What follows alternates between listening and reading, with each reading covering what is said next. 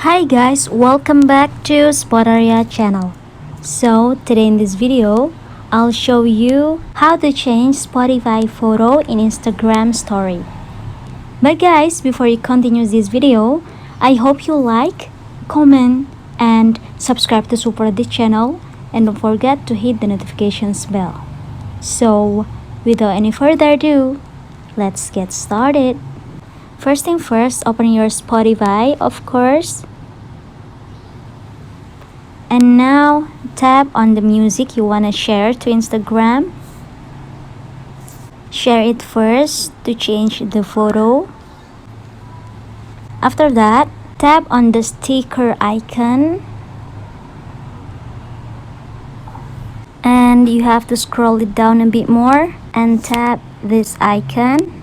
And now pick the photo you want to change. I'm gonna choose it. After that, you only tap on the photo to change the shape of the photo. And I'm gonna choose square. And then match it with the original photo. So yeah guys, just it. I hope this video will help you. Thanks for watching. Don't forget to leave your comment in the column below. I'll see you soon on the next one and good luck.